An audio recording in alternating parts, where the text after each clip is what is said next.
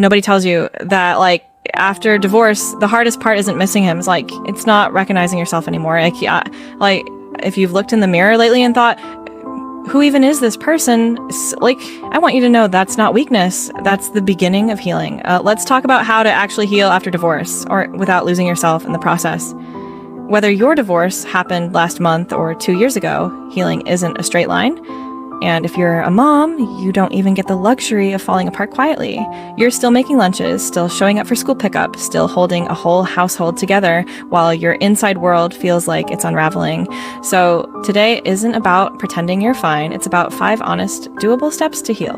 Really heal without disappearing into the process. Step 1, give yourself permission to grieve, even if the marriage wasn't good. This surprises a lot of women. You might think, why am I sad? I wanted this divorce. But you're not just grieving a person. You're grieving a future you planned for, a version of your family you imagined, maybe even a version of yourself you thought you'd be by now.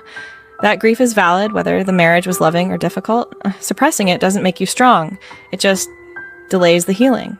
Let yourself have the hard days. Cry in the car if you need to. Grief that's felt moves through you. Grief that's buried tends to come back later, often as anger, anxiety, or exhaustion.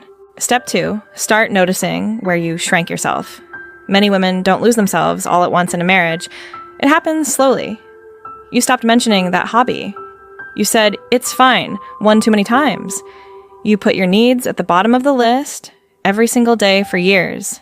Healing means gently asking, what did I enjoy before I started editing myself down? What opinions did I stop sharing? This isn't about blame. It's about awareness. You can't rebuild an identity you haven't identified yet. Step 3, create one small daily anchor that's just for you.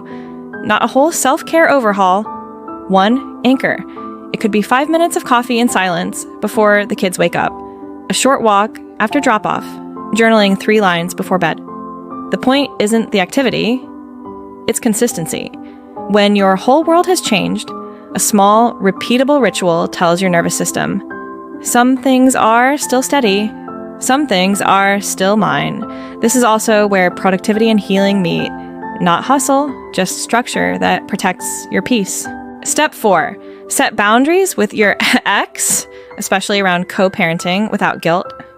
Boundaries aren't punishment, they're protection. That might mean communicating only through a co-parenting app, keeping conversations focused on the kids, or simply not explaining every decision you make. You don't owe constant access to your emotional world anymore. Boundaries are one of the clearest signs that you're healing, not staying stuck in old patterns. Step 5, let your children see you heal.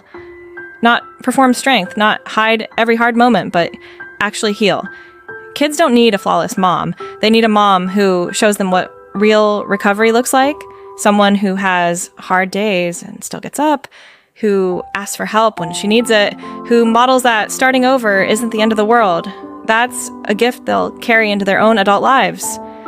Here's the truth. You are not the same woman you were before the divorce. And that's not loss. That's growth happening in real time. Healing after divorce isn't about going back to who you were. It's about becoming someone steadier, someone who knows her own worth, someone your kids are proud to grow up watching. You didn't lose yourself. You're just meeting a stronger version of her. If this helped, subscribe. Every week I share honest, practical videos for single and divorced moms on healing, confidence, and building a life that actually feels like yours. And tell me in the comments, what's one small thing that's helped you feel like yourself again? I read every comment, and I'll be right here with you.